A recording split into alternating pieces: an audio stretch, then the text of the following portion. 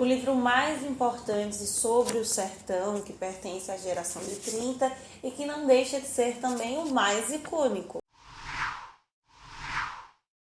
O que temos para hoje, Sanchos e Dulcineias? Eu sou a Larissa Bertolino, você está no canal Uma Garota Quixotesca, onde nós tratamos de literatura, sempre partindo de pressupostos, ideias, conteúdos que saiam aqui de dentro do Don Quixote. E mais especificamente, você se encontra no Relendo, esse quadro onde nós fazemos novas leituras, novas interpretações, novas gravações com melhores qualidades de resenhas em 5 minutos de comentários sobre livros. Graciliano Ramos também num outro vídeo, quando nós visitamos no vlog a Casa de Cultura de Pernambuco, a antiga Casa de Detenção do Recife, onde o Graciliano esteve preso. Ele posteriormente também esteve preso no Rio de Janeiro, em ambos os casos sob a acusação de ser comunista, que naquele período era um partido fora da lei, e foi após a saída da prisão no Rio de Janeiro que ele escreve Vidas Secas. É o texto mais conhecido, mais icônico, mais importante dentro da historiografia literária, digamos assim, do Graciliano Ramos, apesar de não ser sua obra mais complexa. Ele possui outras obras, como São Bernardo, entre outras, que são melhores, porém Vidas Secas é a sua obra-prima, aquele trunfozinho pelo qual ele sempre é lembrado, e sim tem suas inovações. Todos esses romances de 30, Vidas Secas é o que melhor trabalha a relação do universal com o regional dentro dessa literatura, que, como nós comentamos lá na Bagaceira, é tida como regionalismo,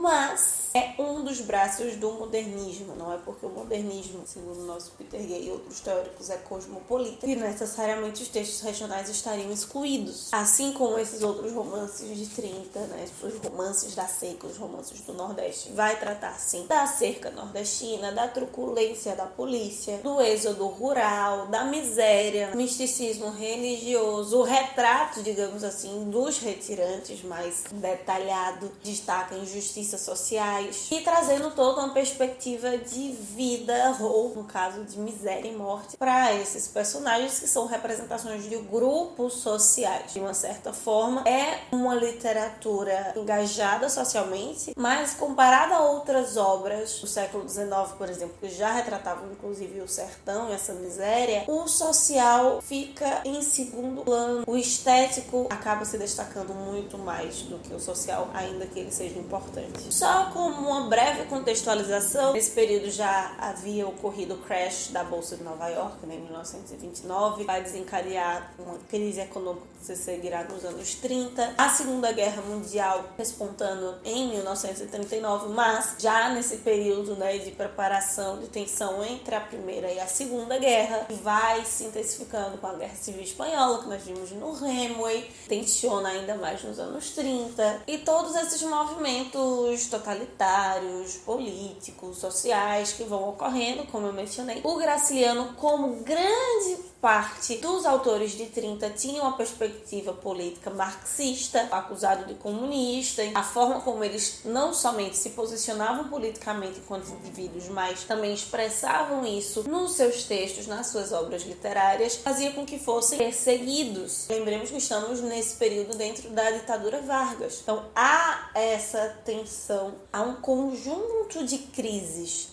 políticas, crises geográficas, climáticas, sociais, ideológicas, muito parecido com hoje, né? Crise econômica, política, pandemia, desarranjo climático. Hoje, cerca de 125 milhões de brasileiros se encontram na linha da fome mesmo, de insegurança alimentar, ou seja, aquilo que eles comem, se eles conseguem comer naquele dia, não é o suficiente para suprir as suas carências nutricionais. Foi uma explosão no último ano para mais de 14 milhões de pessoas, o que hoje, 2022, torna muito mais de 15% da população em situação de fome. E por isso que Vidas Secas acaba não só sendo um meio artístico para reflexão dessa situação, mas porque de todos esses livros da seca, ele foi o mais singular em refletir sobre o caráter caráter cíclico dessas secas, dessas misérias que se repetem ainda hoje, que não são apenas resultados de situações climáticas que nós não podemos controlar, mas que é algo estrutural, com ciclos que têm muita interferência também no social, na forma como o nosso país é organizado. E Vidas Secas se destaca na forma como ele apresentará essa narrativa. Em 1937, então, Graciliano Ramos começa a desenvolver esse texto, no qual ele desejava desenvolver um narrador mais seco possível. E é interessante ver essa tensão entre personagens e narrador, porque esse narrador, vamos lembrar da Bagaceiro 15, há formas, uma busca por retratar, por narrar de um modo diferente, coloquial, entre outros fatores.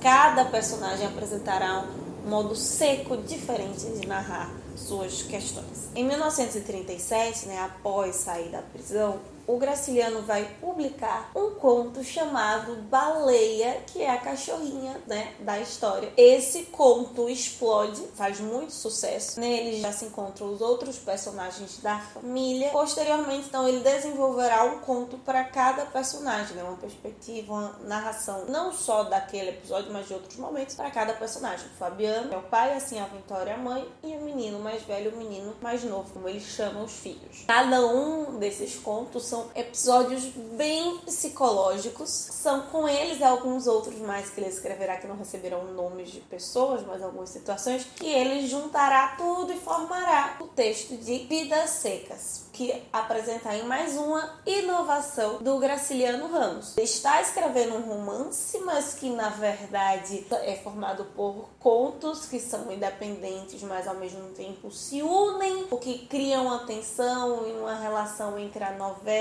que é episódica, e o romance, que na verdade é uma coisa só do início ao fim. Além de que, durante a leitura, percebemos que temos um narrador onisciente em terceira pessoa, mas há uma surpresa no processo, onde nós vemos declaradamente ali a voz do personagem mesclada com a voz do narrador, e não é simplesmente o narrador abrindo espaço para a fala do personagem. Há uma espécie de hibridismo, de muitas dúvidas de onde está saindo essa voz, de quem essa voz, como se elas se degladiassem mesmo por espaço. Durante a primeira leitura, lá na época da escola, eu posso pensar que eu percebi essas coisas, mas porque o livro didático apresentava ali antes, e você lia e achava que estava reconhecendo. Menina de 16, 17 anos de idade, por mais que tivesse um bom arcabouço literário, eu não conseguia entender tudo, que agora, inclusive eu lembro que eu gostei muito mais do 15 do que do Vidas Secas, e dessa vez agora é distinto, porque é perceptível analisar isso mesmo e perceber dentro do próprio processo de leitura. E lendo Vidas Secas, eu lembrei de um comentário de um texto do Peter Gay, que ele coloca aqui, seu livro Modernismo, no princípio da heresia, que eu estou sempre citando por aqui. Ele não analisa obras brasileiras, mas falando da prosa modernista, dos romancistas, ele vai dizer que nem todos os romancistas modernistas, ele fala desde o século XIX,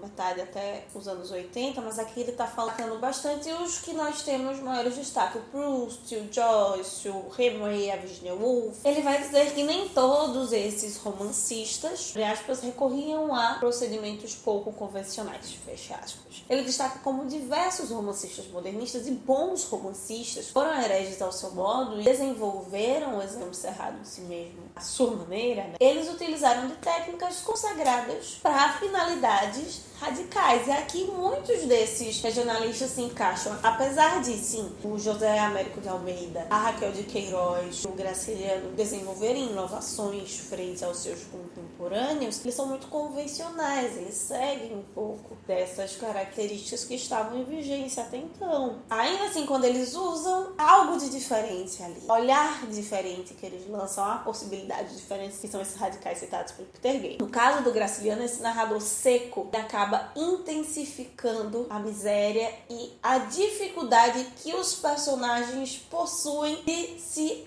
expressar, de formular as ideias, seja oral ou até mentalmente, mesmo da própria cabeça. Eles têm dificuldade de pensar, porque não há arcabouço Para isso, não há como formular essas ideias, mesmo que estejam tratando de uma linguagem seca, que poderíamos pensar a Raquel do Queiroz direta, objetiva, mas com questões tão intrínsecas de um exame cerrado, às vezes nem tão profundo, mas tão doloroso, que não é possível expressar, não há como se materializar. O texto começa com Fabiana, a Vitória e as duas crianças em movimento. Eles estão saindo do seu lugar em busca de outro, atrás de uma vida melhor, de um lugar não tão afetado ainda pela seca. Claro, sempre acompanhados pela cachorrinha chamada Baleia, o que é algo irônico a princípio, uma cachorrinha magrinha, um animal enorme, grande, consideramos às vezes obeso. Eles chegam a uma fazenda abandonada, onde o Fabiano constata que ainda há água ali e há sinal de chuva. Eles recebem ali algumas revoadas de pássaros que vai fazê-los se alimentar por alguns dias. Há diversos sinais de que a seca está indo embora, que esse ciclo está terminando. E dentro desse momento, onde nós ainda temos muito uma perspectiva geral, o narrador está falando, temos a perspectiva da cabeça dos personagens, mas ainda assim tudo muito coletivo, nós percebemos algumas das necessidades principais que cada um desses personagens vai sentir. O Fabiano,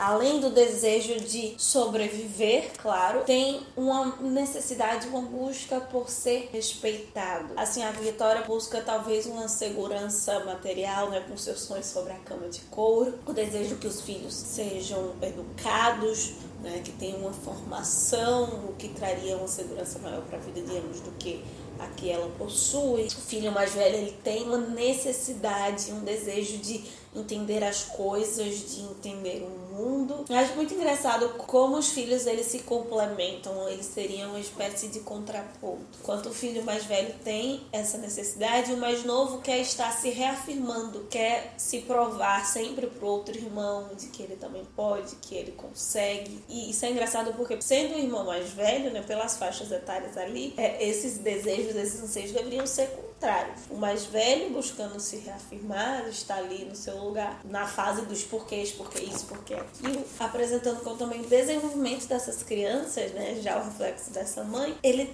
tem processos de dificuldades, ele passa por questões que não são normais, não são inerentes ao seu desenvolvimento por estar em uma situação singular. E a baleia quer o tempo todo ossos e sonhando com os pratos que ela pode comer. Com a baleia é interessante perceber como todo paraíso, na maioria das mitologias, na maioria dos imaginários, é sempre uma espécie de padaria infinita, de comida para sempre. Na Bíblia, Canaã era o lugar onde mana leite e mel. O céu também é esse lugar onde há o banquete da mesa de Deus, por ser sempre o reflexo desse anseio dessa gente, seres humanos de um modo geral, mas aqui dos menos favorecidos, miseráveis, e sempre possuem como necessidades as necessidades mais básicas possíveis, e por isso não há espaço para outras necessidades. Isso vai ficar muito mais evidenciado, essas necessidades diferentes, quando nos é apresentado cada capítulo de cada personagem em singular, que é uma vida seca de água, é uma vida seca pela miséria, é uma vida seca nesse coletivo do homem retirante, sertanejo, sofredor, mas cada um está sendo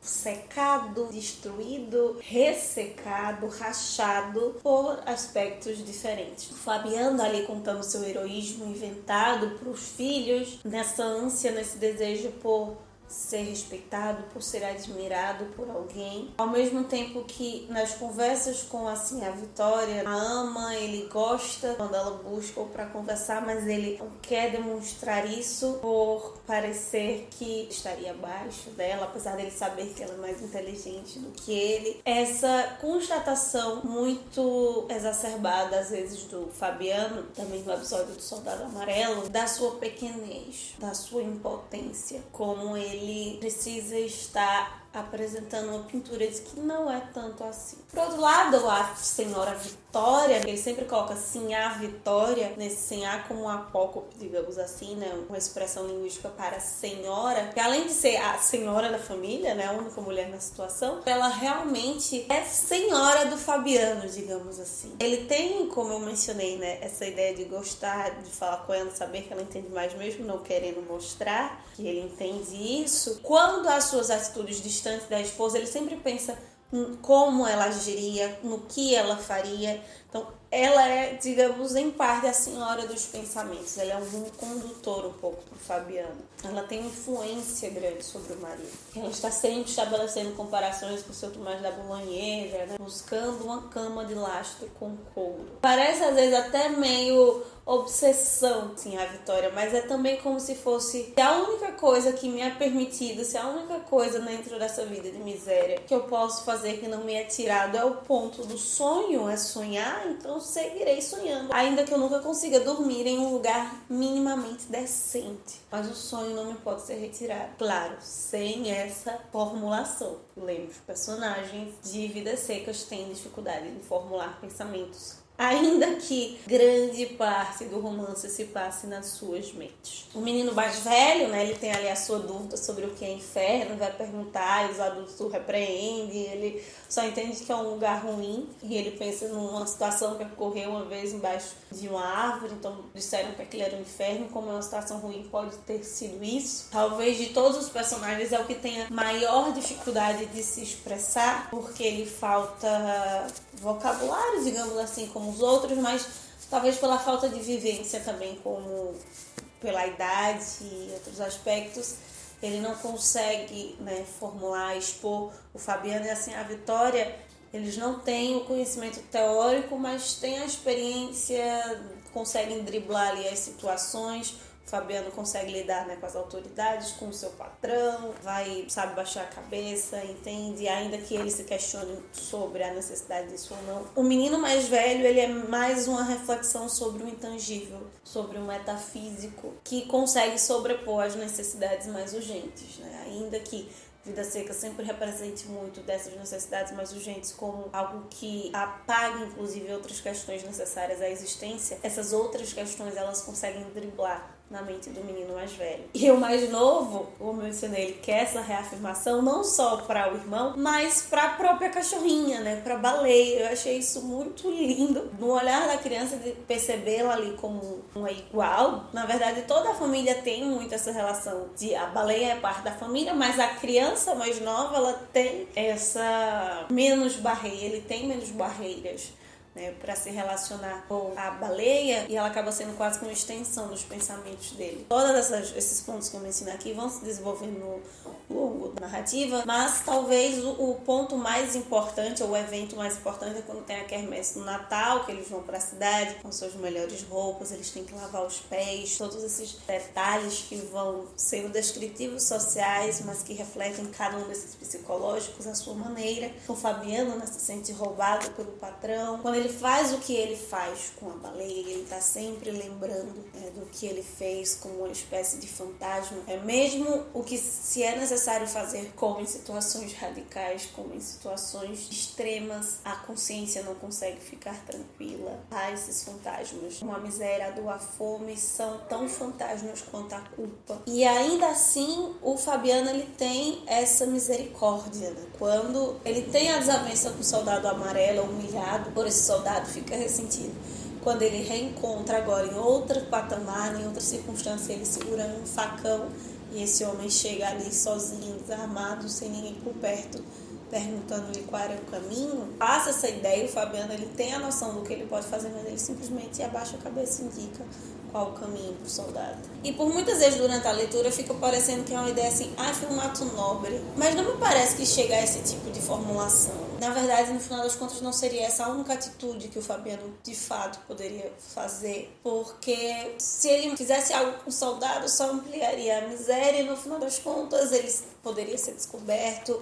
Enfim, é um dos pontos mais interessantes do livro, talvez questionar ou brincar com a ideia que se tinha antes no século XIX do determinismo. Aí gostaria de comentar ainda uns 2 episódios que estão relacionados a isso, que são os mais famosos, que chamam mais a atenção, então talvez cuidado se você não quer receber spoiler. O episódio de Fabiano na prisão e a morte da baleia. Como eu disse, né, o Fabiano ele não consegue formular isso de um modo complexo, mas ele sabe que a relação ali com o soldado amarelo teve um abuso de autoridade e que ainda assim ele não pode cometer nenhum desacato, ele não pode se passar, precisa se preservar nessa situação, ainda que ele não esteja errado. Quando ele se questiona se tudo aquilo não passou de um sonho, me lembra muito também a Vitória sonhando com a cama. Todos em Vida Seca têm um sonho, mas o Fabiano e a baleia são os únicos que têm essa possibilidade de abrir, de materializar o sonho, de ver o sonho não só como desejos, mas como o ato de sonhar em si. E talvez essa seja uma das securas da possibilidade, da situação, impossibilidade através do meio de sonhar. Eu não consigo formular esse sonho tem a ver com pensamento, e pensamento é palavra, se eu não consigo me comunicar, eu não consigo formular perguntas,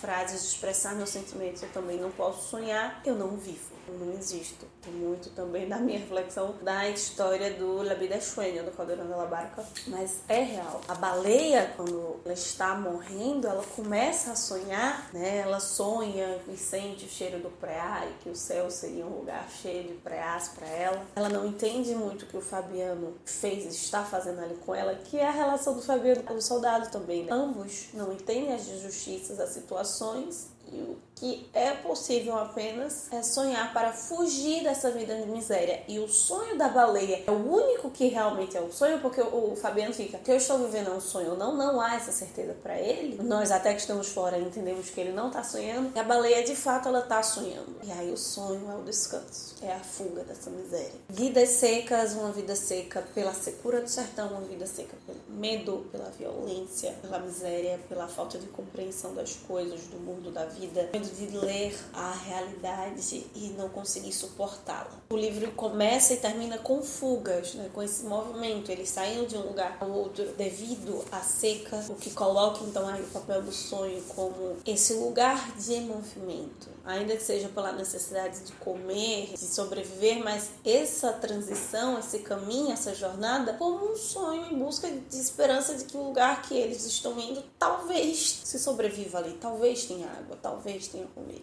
E especialmente essa fuga no início e no fim, reforçando a ideia de que a seca é cíclica. Tanto a seca no sertão, quanto essas outras secas que eu falei. Tanto nos aspectos sociais quanto nos individuais, elas também são cíclicas. O Graciliano Ramos tem um apuro técnico, claro, formidável nessa narrativa. Aqui ele vai apresentar, dentro da sua perspectiva marxista, uma luta de classes na relação do Fabiano com o dono da fazenda, com o soldado amarelo, mudanças geracionais, né? Com as duas formas como ele e assim a Vitória enxergam os filhos, a necessidade da atitude revolucionária dentro do marxismo, mas que não se concretiza aqui, ela só é mal formulada pelo Fabiano, mas não chega a vir de fato. Essa ideia dos direitos universais, aqui nós podemos evocar o Antônio Cândido, então fabular o sonhar como direito universal, uma necessidade inerente do homem. Vidas secas, como eu falei, há securas diferentes e a depender da tua leitura, você pode ser chamado mais a atenção em algum aspecto, talvez naquele aspecto que te indigna mais. O problema, tanto em Vidas Secas como agora, né, eu fiz o comparativo lá da década de 30 com a nossa, é que nós temos tantos problemas diversos ao mesmo tempo que, assim como o Fabiano e assim a Vitória, ainda que tenhamos uma educação formal acima da deles, não conseguimos formular um pensamento específico sobre uma seca ou outra. Todas elas estão nos atacando de uma só vez. Então é isso, meus queridos cavaleiros andantes. Este é o nosso comentário, nosso novo comentário sobre Vidas Secas. Coloca aqui embaixo se você já leu essa obra, se você leu para a época do vestibular ou se você leu em outra situação que te proporcionou uma leitura melhor. Nos vemos sexta-feira no vlog. Enquanto isso, todos os dias da semana, mesmo a segunda sem vídeo, aqui nós nos encontramos lá no Instagram, que possamos sair da biblioteca e ver muito além dos moinhos de vento. Vale.